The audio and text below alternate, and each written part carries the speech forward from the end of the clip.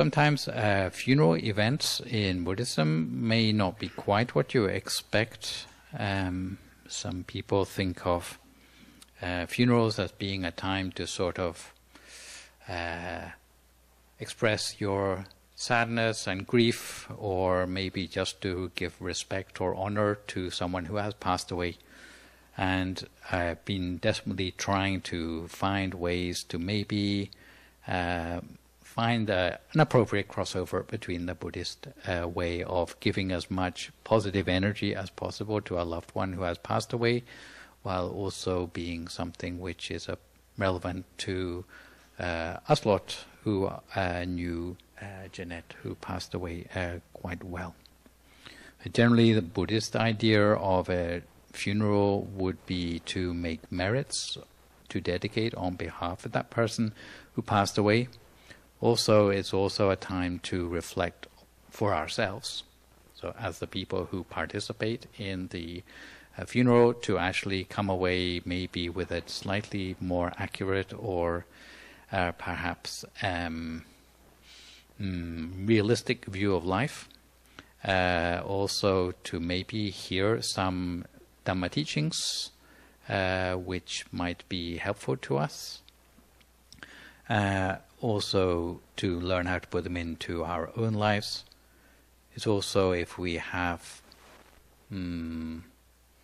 anything still on our minds, something between us and the person who is deceased, is a good time to let go of that. Sometimes they talk a lot about forgiveness. It may be a two-way street, but a time to let go of that. And also, even if we don't know the person, in Thai tradition, people go along to funerals anyway, just to support the relatives.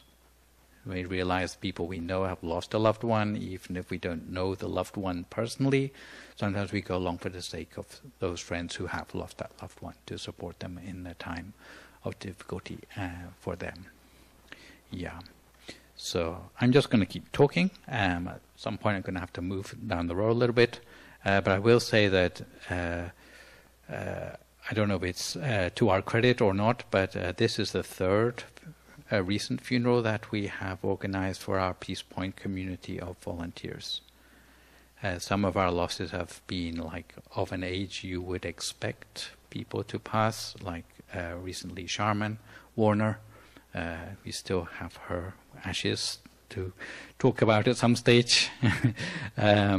Also, we had slightly more middle-aged Kathleen Hudson, who passed away recently, but today a much younger member of our volunteer community, Jeanette Rodriguez. Yeah. So what will happen today? I'm just going to keep talking. I don't see furniture moving yet. The funeral will be quite a short one as they go. Generally, Thai people like to have an hour-long funeral. We're going to have a half an hour, but we will try to keep all the elements in place that are relevant to a funeral ceremony. So what we have is a little bit of a eulogy, which will be presented today by Dr. Iris, something of what we can have managed to compile of Jeanette's life, things to celebrate about her life. After that, we will have something known as Buddhist chanting, which involves something called the Abhidhamma.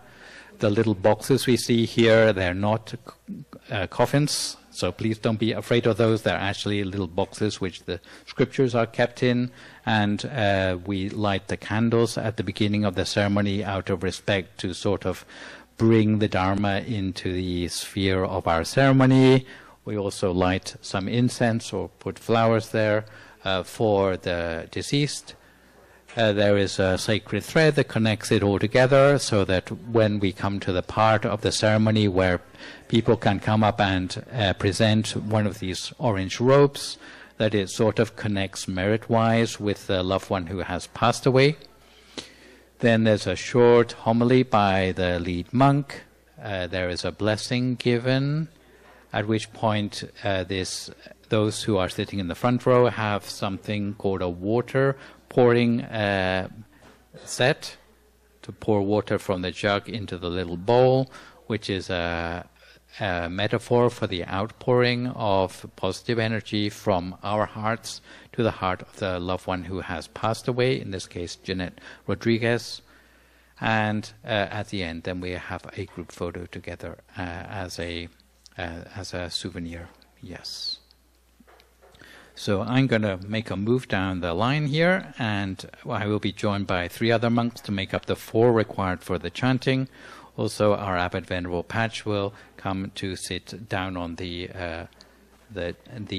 table on your right, so please don't sit there instead. And he will be the one to lead the offering of the robes. Anyone who wants to make a donation to make merits for Jeanette, there is some envelopes being provided at the back.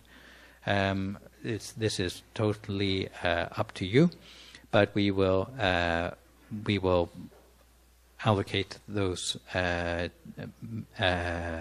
donations appropriately. Yes. And anyone who, when it comes to time for offering the ropes, wishes to pick up one of these ropes, there is some prepared down at the back of the room as well, to come up 4 by 4 to offer on the little ribbon which will be pulled out. Yes. We will now welcome Iris to give a eulogy for Jeanette. We are here to remember and celebrate Jeanette Rodriguez and her beloved Chihuahua, Moco. She is survived by her mother. You may have interacted with Jeanette and Moco during Sunday meditations, retreats, or other events. Jeanette demonstrated compassion and love in adopting Moco. He developed kennel cough at the shelter. Jeanette thought Moco would be an appropriate name. If you want to know what it means, you can ask me later or another Spanish speaker. Let's just say that it shows her humor. She called him her emotional support dog. They took care of each other. Jeanette took him to the dog park, brought him to the temple in a stroller, and often ran home after meditation to spend time with him. Through her connections at the dog park, she demonstrated support to others. Jeanette shared her dog park friends, Melissa and Megan's GoFundMe, after they lost their home in the Eaton fire. With Susan and her husband, who she viewed as extra parents, Jeanette demonstrated social responsibility by sending reminder postcards to vote. You might have seen her emceeing events here, asking meditators to pay their respects to the teaching monk, showing curiosity by asking Venerable Nicholas questions after a wisdom talk, bringing food to share with others, and giving temple tours. Gintana and Sydney remember her once lugging around a microwave to donate to the temple. She had been a volunteer at the center from 2023 to 2026. Jeanette and I became friends in 2023 when I first came to PeacePoint. She attended months before I did after watching Venerable Nick and Venerable Michael on YouTube. Sometimes people would ask us if we were sisters. We're both Latinas who were born in the 80s. We bonded over shared cultural experiences and even painful ones. Jeanette demonstrated strength and resilience in overcoming her past experiences by meditating and building community. She once told me that meditation really helped her when feeling overwhelmed. Jeanette expressed gratitude easily. There were occasions that surprised me how grateful she was for little things, like remembering her birthday. She was humorous and at times did not have much of a filter. Being the elder and more reserved of the two, I would tactfully nudge her to remind her to focus. She was expressive, blunt, and amusing. You would often see her smiling or laughing. She would tell dad jokes and always had a funny meme ready in group chats with Sydney, Roxy, Christina, Holly, and Nikki. Jeanette called making dad jokes a midlife crisis, and I would know if she needed an intervention if she bought a sports car. If he wanted to share something funny, Jeanette was the person most likely to appreciate it. When I think of joy and fun, I think of Jeanette. After meditation, we would walk to our cars and say our goodbyes. We would hug, and she'd say, "Mija, pórtate bien." This roughly translates to, "My dear," her daughter, "behave well." I want to imagine that she is giving us one last hug with the reminder to be good and do good.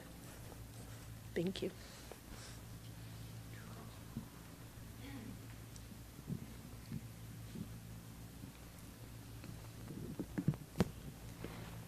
We will now invite Pamela and Miriam to come and turn on the incense in front of the Dhamma case.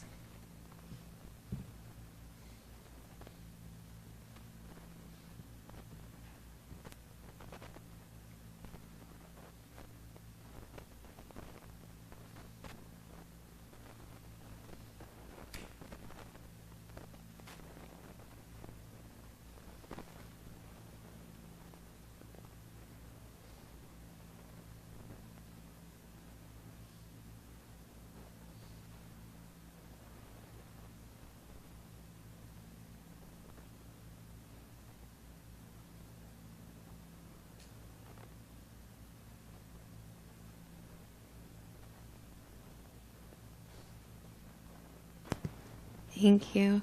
Now Venerables will lead us in some Dhamma chanting. So the monks are about to chant what is known as Abhidhamma chanting, which is supposed to be a very meaningful and transcendental chanting, which for a spirit that has recently deceased will be able to grasp this, and it will lead the way for the spirit to enter upon a better and brighter existence, almost like a letting go and then redirecting to a better, a more transcendental place. So when the monks are chanting, and they will put the fans up in front of their faces, when they are doing that, if you would like to put your hands together in a gesture prayer, bring your mind back to the center of your body, and it's a good opportunity to think of Jeanette at the center of your body in order to extend the merits toward her as you are listening to the chanting. Tang Pat Kap.